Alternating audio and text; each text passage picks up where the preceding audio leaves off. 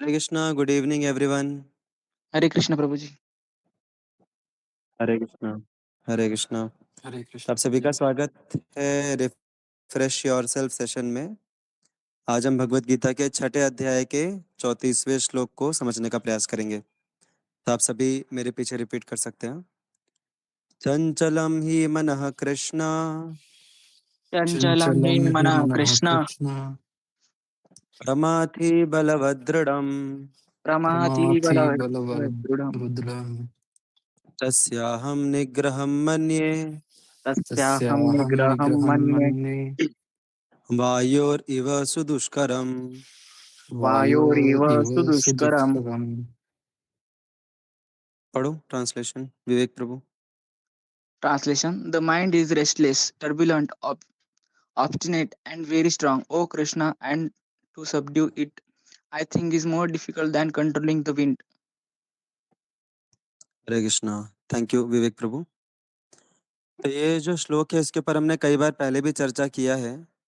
मेरी आवाज क्लियरली आ रही है ना? ब्रेक तो नहीं हो रही? ओके। तो ये श्लोक के ऊपर हमने पहले भी कई बार चर्चा की है कि हमारा जो मन है वो चंचल है, उसको कंट्रोल करना बहुत मुश्किल है। तो मन को कंट्रोल करना मुश्किल क्यों है? क्योंकि कई बार हमारे जीवन में हम ऐसे कार्य करते हैं जो अच्छा लगता है करने में, मजा आता है करने में, लेकिन बाद में जाके हमें उसका जब कॉन्सिक्वेंस, उसका जब परिणाम फेस करने को पड़ता है, तो फिर काफ़ी दिक्कतें आती हैं फिर। जैसे कोई उदाहरण दे सकते हैं ऐसे कोई कार्य का जो करते समय अच्छा लगता है, लेकिन बाद में फिर पीड़ा होती है उसकी वजह से? कोई उदाहरण है किसी के पास? चलिए मैं एक उदाहरण देता हूँ, तब तक आप लोग सोचिए। आइसक्रीम खाने में बहुत अच्छा लगता है, खास करके गर्मियों के मौसम में। आइसक्रीम खाने में, कोल्ड ड्रिंक पीने में अच्छा लगता है, लेकिन बाद में फिर गले की जो हालत होती है वो एकदम, हाँ, गला पूरा परेशान कर देता है। कम से कम मुझे ऐसे कई बार होता है। ऐसा किसी के साथ हुआ है ऐसा भी? खाते समय अच्छा लगा, एकदम ठंडा ठंडा बढ़िया से लगा, बाद में जाके फिर पछतावा हो कि अरे क्यों खाया, आइसक्रीम नहीं खाना चाहिए था। और कोई उदाहरण है किसी के पास ऐसा कोई?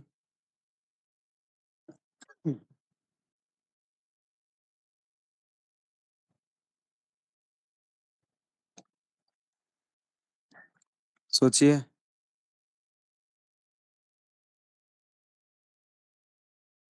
एक उदाहरण सुनेंगे, उसके बाद आगे बढ़ेंगे।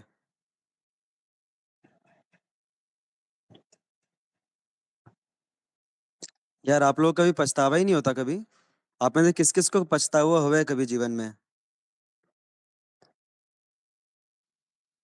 तो इंसिडेंट्स बता सकते हैं ना, किस चीज में पछतावा हुआ? अगर वो बहुत ज्यादा प्राइवेट नहीं है तो,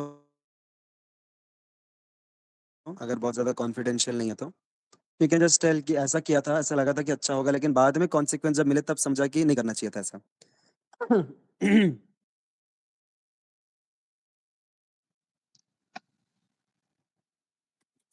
प्रभु जी, जैसे मतलब कभी कोई कुछ बोल देता है और हम मतलब खुद को थोड़ा ऐसा बिगर दिखाने के लिए हम आर्गुमेंट कर देते हैं या किसी को कुछ बोल देते हैं। उस समय के लिए हमें लगता है कि हमने अच्छा किया उनको ऐसा जवाब दे के या कुछ आर्ग्यू करके। बट बाद में फिर पछतावा होता है कि अ, उसको हम साइलेंटली भी रिज़ॉल्व कर सकते हैं थे या फिर कुछ और तरीके से भी उसको रिज़ॉल्व कर सकते थे। Perfect. Perfect, very, yes yes, very good example, perfect example. और ये काफी हम सभी के साथ रिलेटेबल भी है कि हम लोग रिएक्ट कर देते हैं, किसी ने कुछ बोल दिया, कुछ कर दिया तो हम लोग रिएक्ट कर देते हैं। हम लोग सोच समझ के आराम से शांति से भी चीजें हो सकती थी, लेकिन हम एग्रेसिव हो जाते हैं। So this is good example. बाद में जाके फिर पछतावा होता है। उसी प्रकार से हमारा कुछ तो ऐसा कई बार होता है, एंड आई एम श्योर आप प्रभु जी, आपका सबके साथ वॉइस भी ब्रेक हो रिलेटेबल रहा है। होगा। हम लोग मोबाइल फोन खोलते हैं कुछ करने के लिए, और मोबाइल फोन खोलने के बाद बाकियों को भी मेरा वॉइस ब्रेक हो रहा है? हरे कृष्णा। वॉइस ब्रेक हो रहा है मेरा?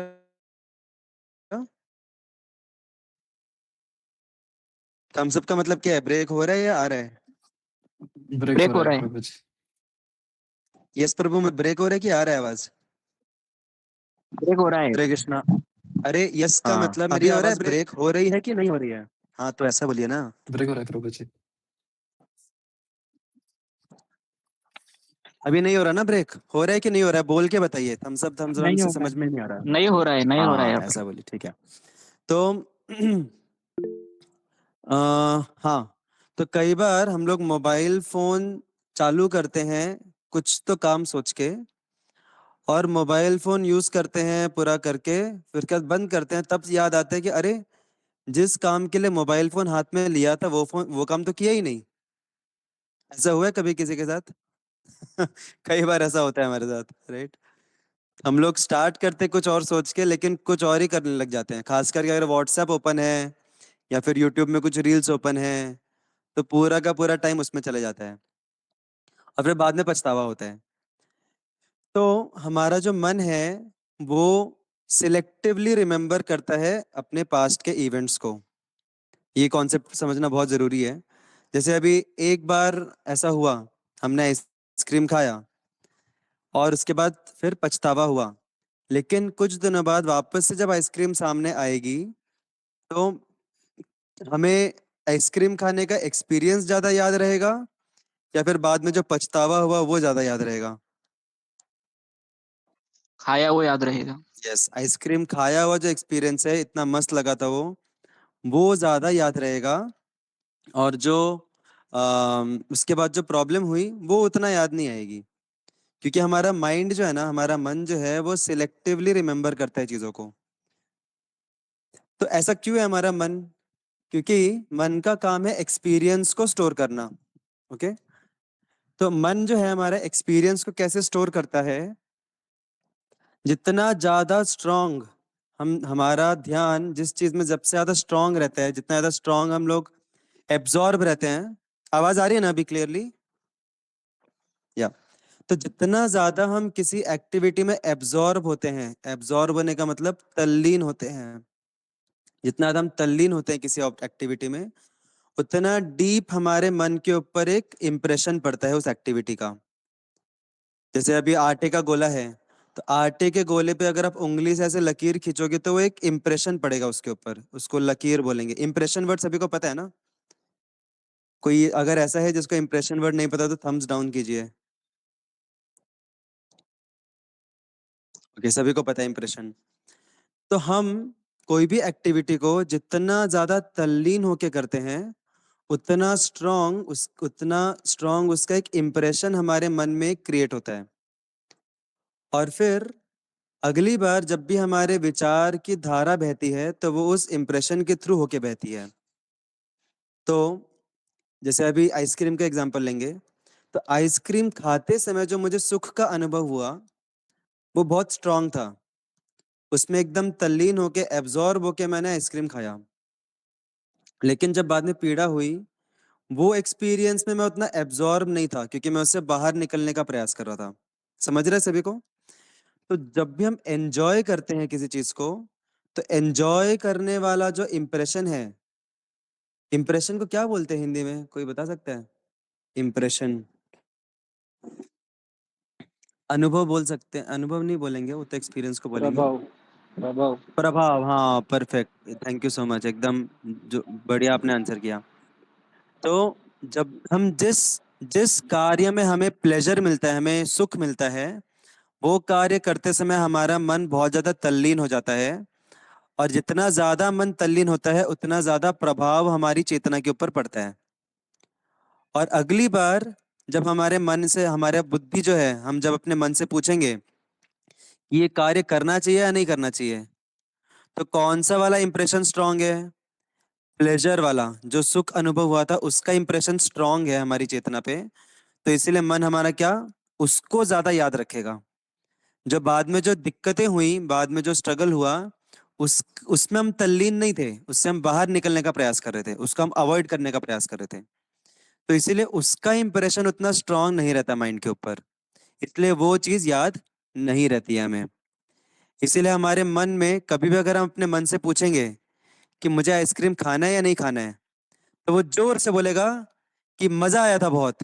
और हल्का सा विस्पर करेगा कि बाद में लेकिन ये भी हुआ था। लेकिन जोर से क्या बोला, अरे बहुत मजा आया था उस टाइम, बहुत आनंद आया था। और हल्का सा बोलेगा, एकदम फुसफुसा के बोलेगा कि नहीं लेकिन बाद में थोड़ा थोड़ा ये भी हुआ था, प्रॉब्लम भी हुई थी। कि उसका इंप्रेशन उतना स्ट्रांग नहीं है। इंप्रेशन स्ट्रांग किसका है? आइसक्रीम खाते समय जो सुख मिला उसका इंप्रेशन ज्यादा स्ट्रांग है। तो ये मैंने आइसक्रीम का एग्जांपल लिया, लेकिन ये हम कोई भी ऐसे एक्टिविटी करते हैं जो बाद में पछतावा होता है, ये ऐसे होता है हमारे साथ। हम लोग जब बहुत ज्यादा खाना खा लेते हैं, कोई क्या बोलते हैं, फास्ट फूड खा लिया बहुत ज्यादा, बाद में एक हफ्ते बाद वापस से वो फास्ट फूड जब सामने आएगा, तो फिर वापस से कंट्रोल करना मुश्किल होगा। क्योंकि वो खाने का जो एक्सपीरियंस था वो ज्यादा स्ट्रांग इंप्रेशन है हमारे माइंड पे, और उसके बाद जो दिक्कतें हुई उसका इंप्रेशन उतना स्ट्रांग नहीं है। तो यहाँ पे हमें ये बात समझ में आती है कि हमारा जो मन है, अगर आप कभी भी अगर खुद से पूछोगे, अगर आप कभी भी देखिए, हमारे अंदर बहुत सारे एजेंट है। हमारे अंदर हमारी बुद्धि है, हमारा मन है, आत्मा है, परमात्मा है। लेकिन जनरली जब भी हम खुद से कुछ सवाल पूछते हैं कि मुझे ये करना चाहिए या नहीं करना चाहिए, सबसे जोरदार आवाज किसकी आती है? परमात्मा की सबसे जोरदार आती है, आत्मा की, बुद्धि की, या मन की? मन की। कौन कौन बोलते हैं कि मन की आवाज सबसे जोरदार आती है? यस, मन की आवाज सबसे जोरदार आती है, क्योंकि अ, हमें जीवन में अल्टीमेटली अच्छा एक्सपीरियंस चाहिए, और एक्सपीरियंस सारे हमारे मन से आते हैं। विवेक शक्ति बुद्धि से आती है, एक्सपीरियंस अनुभव हमारे मन से आते हैं। तो अगर हम कभी भी खुद से कुछ सवाल पूछ रहे हैं कि मुझे ये करना चाहिए या नहीं करना चाहिए, इसका मतलब हम किससे पूछ रहे हैं? इसका मतलब हम अपने मन से पूछ रहे हैं, क्योंकि अंदर सबसे ज्यादा जोरदार आवाज उसकी आएगी। इसीलिए बोला जाता है कि खाली दिमाग शैतान का घर। क्योंकि जब हम खाली बैठते हैं तो हम किसके साथ में हैं? हम क्या अकेले हैं? नहीं, हम जब खाली बैठे हैं मतलब हम हमारे मन के साथ समय स्पेंड कर रहे हैं। और मन के अंदर ऐसे ऐसे विचार ज्यादा स्ट्रांग आएंगे जिसमें प्लेजर मिला था, लेकिन उसके जो परिणाम थे उसके इंप्रेशन उतने स्ट्रांग नहीं आएंगे। तो जैसे कि हमारे भी सबके अलग अलग वीकनेसेस हैं। कुछ ना कुछ सबके वीकनेस रहते हैं। किसी का खाने के प्रति बहुत ज़्यादा वीकनेस है, खाना देख के वो कंट्रोल नहीं कर पाता खुद को। किसी को वीडियोस वगैरह के प्रति ज़्यादा ये है, इंक्लिनेशन है। वीडियोस में कुछ लोगों का रहता है ऐसे, कुछ गलत चीज़ें देखने का वो रहता है, आदत वगैरह रहता है। तो कभी भी अगर मन से हमारे प्रॉम्प्ट आ रहा है कि अरे चल ये खा लेते हैं, ये देख लेते हैं, ये कर लेते हैं, ऐसा मन से प्रॉम्प्ट आया, तो अगर आप अपने मन को समझाने बैठ गए कि नहीं नहीं ये नहीं करना चाहिए, क्यों नहीं करना चाहिए? क्योंकि ये गलत है। क्यों गलत है? क्योंकि ये परिणाम, वो परिणाम, वो परिणाम, ऐसे चार पांच परिणाम हम अपने मन को गिनाएंगे जो हमें पहले हुआ था एक्सपीरियंस। लेकिन क्या हमारा मन मानेगा? हम जो भी उसको परिणाम गिना रहे हैं, जिस जो जो दिक्कतें हुई थी हमें पहले वो कार्य करने से, क्या हमारा मन मानेगा उसको? नहीं मानेगा। क्योंकि वो जो इम्प्रेशन है एंजॉय करने का वो इतना स्ट्रांग है मन के ऊपर कि वो नहीं मानेगा। तो इसका उदाहरण ये जो है ना, ये प्रिंसिपल का उदाहरण दिया जा, इस प्रिंसिपल को समझाने के लिए जनरली मंथरा का उदाहरण दिया जाता है। मंथरा को जानते हैं? आप में से कौन कौन जानते हैं मंथरा को? बाकी लोग नहीं जानते। मंथरा महाभारत की एक बहुत इंपॉर्टेंट कैरेक्टर है, राइट? नहीं प्रभु जी, प्रभु रामायण। जी Ramayana. Thank you so much, मैं देख रहा था कौन कौन अटेंटिव है। तो मंथरा जो है वो रामायण की एक बहुत महत्वपूर्ण कैरेक्टर है, खास करके उनकी वजह से पूरी रामायण जो हम पढ़ते हैं हुई। क्योंकि उनकी वजह से ही राम जी को वनवास मिला। तो मंथरा जो थी, उनका संग किसने किया? मंथरा का संग कैकई माता। कैकई माता ने। और कैकई माता, बाय द वे, जितनी भी चार माताएं थी, चार नहीं, चार माताएं थी, तीन माताएं थी, तीन माताएं थी ना? तीन हाँ, प्रभु जी थी। जो तीन माताएं थी, राम लक्ष्मण भरत शत्रुघ्न की, उनमें से कैकई जो थी वो सबसे ज्यादा प्यार करती थी राम जी को। उनकी खुद की माँ कौशल्या जो है, कौशल्या से ज्यादा स्नेह था कैकेयी को राम जी के प्रति। और सोचिए, ऐसी माँ जो सबसे ज्यादा प्रेम करती है, वो कैसे राजी हो गई अपने प्रिय पुत्र को वनवास भेजने के लिए। ऐसा कैसे हो गया? तो ऐसा कैसे हुआ? इसके पीछे कारण है मंथरा। तो मंथरा आई, और ये बहुत खुश थी, ये जो कैकेयी थी बहुत खुश थी, सज रही थी, संवर रही थी, क्योंकि अगले ही दिन उनके जो प्रिय पुत्र हैं राम जी, उनका राज्याभिषेक होने वाला है। तो she was very happy, most happy person in the whole Ayodhya.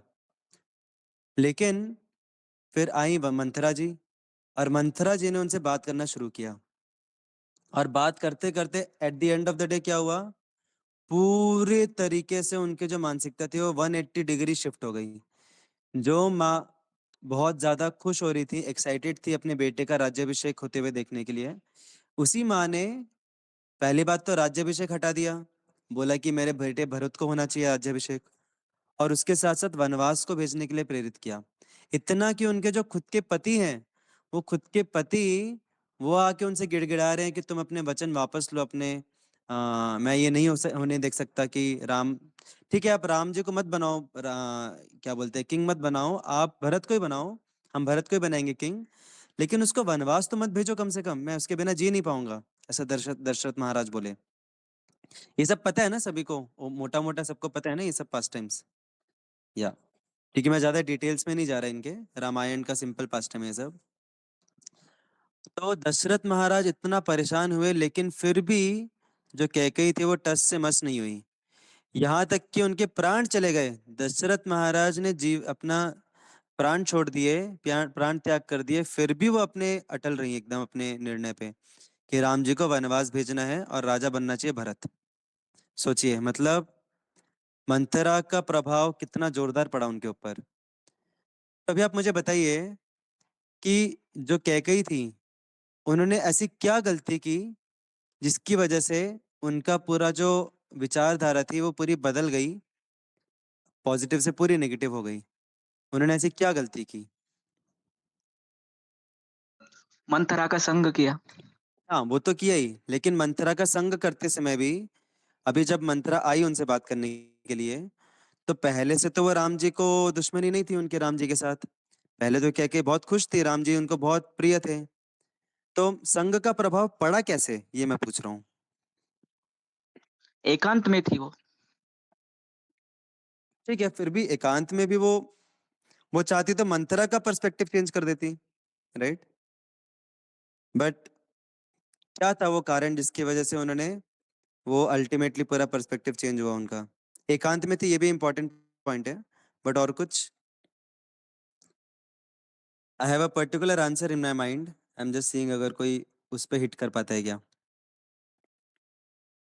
हमारे आज के डिस्कशन से बहुत रिलेटेड है ये, कोई बताना चाहेगा?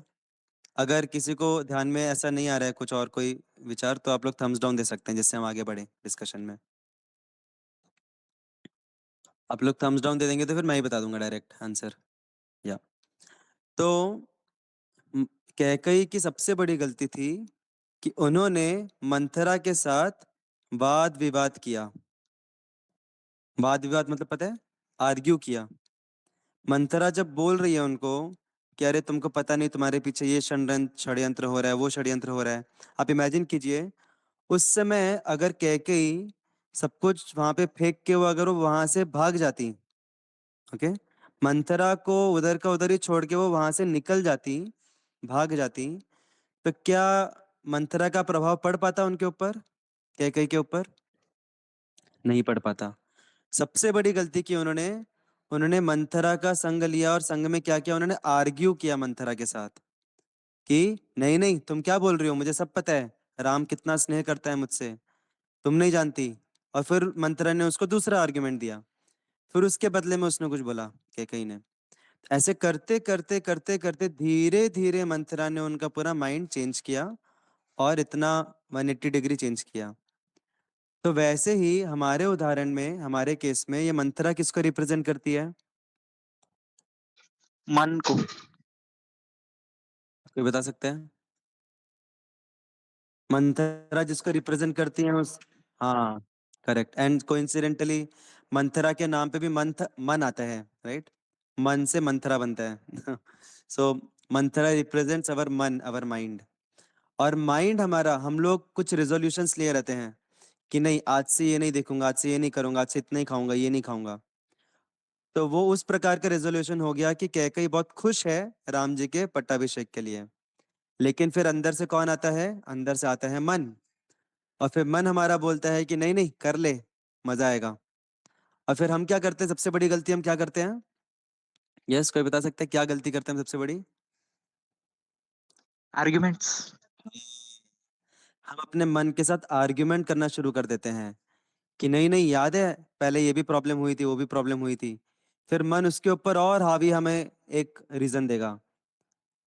तो ऐसे करके हम आर्ग्यू करते करते धीरे धीरे हमारा जो डिटर्मिनेशन है वो धीरे धीरे कम कम होते जाता है। तो मन के साथ डील करने का एक ही तरीका सबसे पावरफुल है, और वो क्या है? जो कैकेयी को करना चाहिए था मंथरा के साथ। क्या करना चाहिए था कैकेयी को मंथरा के साथ? बताइए बताइए। भाग जाना चाहिए था, राइट? उसको विरोध करना था, इग्नोर करना था। नहीं, विरोध किया इसलिए तो गलती हुई। विरोध किया वही तो प्रॉब्लम किया उन्होंने। विरोध किया इसलिए वो धीरे धीरे फंसी उनके जाल में। हाँ, तो विरोध नहीं करना है, इग्नोर करना है। इग्नोर कर। क्योंकि जितना ज्यादा हम विरोध करेंगे उतना ही ज्यादा हम उस पर्टिकुलर एक्टिविटी के बारे में और ज्यादा सोच रहे हैं। अभी सपोज आप सभी को मैं बोलता हूँ, आप लोग आंखें बंद कीजिए और सभी को एक पिंक एलिफेंट के बारे में नहीं सोचना है। ओके, बिल्कुल नहीं सोचना है। हरा एलिफेंट सोच लिया, पीला एलिफेंट सोच लिया, चलेगा।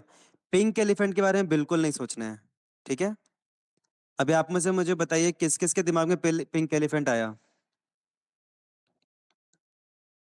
अरे आपको तो मैंने नहीं बोला था सोचने के लिए। लेकिन क्यों आया वो? क्योंकि आप उस थॉट को अवॉइड करने का प्रयास कर रहे थे।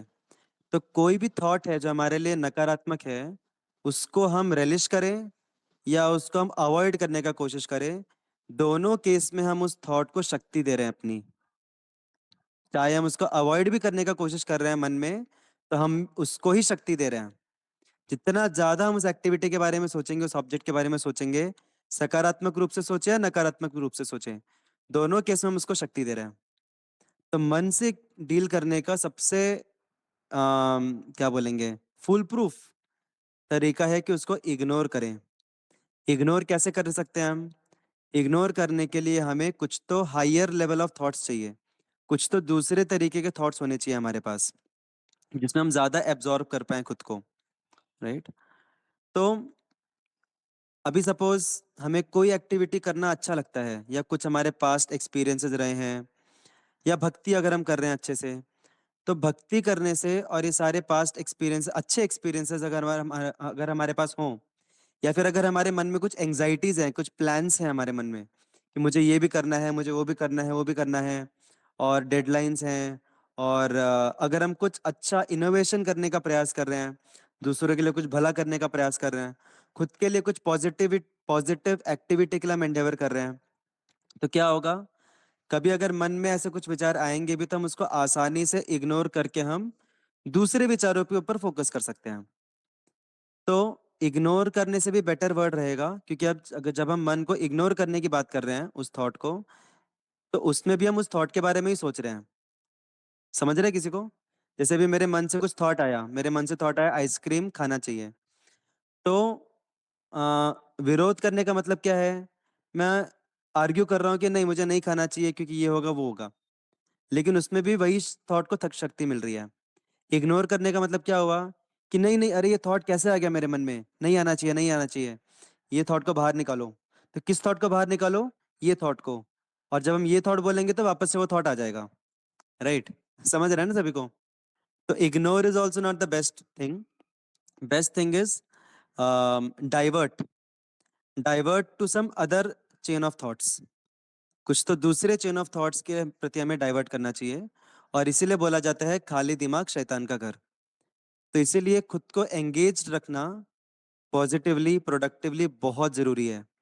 आपको अगर आप कुछ स्किल्स सीख रहे हो, कुछ नया चीज कुछ इंप्लीमेंट करने का प्रयास कर रहे हो, कुछ तो पॉजिटिव अपने जीवन में, कुछ तो पॉजिटिव अगर आप करने का प्रयास कर रहे हो, चाहे वो मिले या ना मिले, चाहे आप कर पाओ या ना कर पाओ, कम से कम आपके मन के लिए एक पॉजिटिव एंगेजमेंट मिलेगा, राइट? तो मन को एक पॉजिटिव एंगेजमेंट देना बहुत ज़रूरी है, नहीं तो हमारा मन जो है वो मंथरा की तरह ही हमें अलग-अलग विचार लाते रहेगा। तो first of all we should be very much busy, busy रहना बहुत ज़रूरी है, और बिज़ी भी रहना positively busy, busy doing something constructive for ourselves. और बिज़ी सिर्फ फिज़िकली नहीं, हमें इस प्रकार से बिज़ी होना चाहिए कि हमारा माइंड उसमें एंगेज हो। ऐसा नहीं कि माइंडलेसली हम बहुत दिन भर काम कर रहे हैं लेकिन माइंड हमारा गलत चीज़ों में ही जा रहा है। तो माइंड को एंगेज करना बहुत ज़रूरी है, तब जाके हम डाइवर्ट कर पाएँगे माइंड को, और फिर डाइवर्ट करने की वजह से फिर हम वो जो थॉट्स आप लोगों ने खुद ने भी एक्सपीरियंस किया होगा, कभी सपोज़ आपके कुछ आप अपना बहुत पसंदीदा कार्य कर रहे हो, कुछ हॉबी को आप परस्यू कर रहे हो, या जैसे आप में से कोई यात्रा को आया था क्या? नहीं, हाँ, विट्ठल प्रभु आए थे। विट्ठल प्रभु आप यात्रा में थे ना? गायत्री माता जी भी आई थी, या विट्ठल प्रभु आप you are there in the meeting, right? या हेलो। तो यस, तो अपना जो देहू यात्रा गया था, तो दिन भर आपका माइंड जो था, आपका जो मन था, उसमें कुछ दूसरे विचार आए क्या देहू के बाहर के? कुछ ऐसे अरे नहीं वही सब उसमें इन्वॉल्व हो गए थे टोटल। नहीं, राइट? हम्म। क्योंकि माइंड जो है पूरी तरीके से एंगेज था पॉजिटिव एक्सपीरियंस में, पॉजिटिव एक्टिविटी में। तो माइंड को कंट्रोल करने का सबसे इफेक्टिव तरीका है कि we should be positively engaging our mind in positive activity, constructive activities, और in that way, and in that way we ignore the mind. नहीं तो अगर हम खाली दिमाग है, कुछ है नहीं, तो मन में कुछ विचार आएंगे जो हमारे लिए सेल्फ डिस्ट्रक्टिव हैं, उनको हम अवॉइड करेंगे, उनको विरोध करेंगे, उसमें वो और ज़्यादा बढ़ेंगे वो जो विचार हैं। तो that's why we all need to have a positive engagement. उसके साथ साथ, उसके बावजूद भी कभी अभी हम लोग फुल टाइम तो एंगेज रह नहीं सकते हर समय, कभी ना कभी तो माइंड थोड़ा खाली होगा ही। तो वहाँ पे प्रोसेस आता है काम स्पिरिचुअलिटी का, क्योंकि स्पिरिचुअलिटी का जो प्रोसेस है, हम जब गीता सुनते हैं, हम जब चैंटिंग करते हैं, तो उस प्रकार से हमारा मन धीरे धीरे शुद्ध भी हो रहा है। तो ये दोनों प्रोसेस जो है ये साइड बाय साइड काम करने चाहिए। पहली बात तो always keeping our mind engaged, physically engage नहीं भी हैं तो भी जैसे ही, अगर एंगेज नहीं भी हैं, जैसे ही हमारे मन में कुछ विचार आता है सेल्फ डिस्ट्रक्टिव, इमीडिएटली बिना कुछ सेकंड चेंज किए हमें उसको डाइवर्ट करना चाहिए into some constructive thought process, chain of thoughts. तो उससे भी अच्छा तरीका है कि हम एंगेज्ड ही रखें माइंड को। माइंड एंगेज्ड रहेगा तो फिर नेचुरली वो थॉट्स आएंगे ही नहीं जिनके अगेंस्ट हमें फाइट करना है। और अगर फिर भी कभी खाली मन रहा और थॉट्स आ गए, then that time we should try to divert our mind. जैसे छोटे बच्चे रहते हैं, छोटे बच्चों को, छोटे बच्चे कुछ गड़बड़ कर रहे हैं, कुछ क्या बोलते हैं, शरारत कर रहे हैं, आप उनको चुप बोलो या डांटो, कुछ भी करो, वो शांत नहीं बैठेंगे, कुछ ना कुछ हाथ में लेते रहेंगे वो। तो एक ही तरीका है उनको शांत करने का कि उनके हाथ में कुछ तो ऐसी चीज दे दो जिससे कुछ वो बिगाड़ ना पाए, खुद का भी और दूसरों का भी। ऐसा कुछ तो एंगेजमेंट दे दो उनको, एंगेज रहेंगे, शांति से रहेंगे, फिर परेशान नहीं करेंगे। तो वैसे ही हमारा मन भी है, उसको एंगेजमेंट चाहिए। So we should always have positive engagement with our mind as much as possible. Hare Krishna. We'll stop here. Shrimad Bhagavad Gita की जय जय जय जय। श्रील प्रभुपाद की जय। जय। जय हरे किसी को कृष्णा। अगर कुछ प्रश्न है तो वो पर्सनली व्हाट्सएप कर सकते हैं। हरे कृष्ण। हरे कृष्ण। हरे कृष्ण। हरे कृष्ण प्रभु जी। हरे कृष्ण प्रभु जी।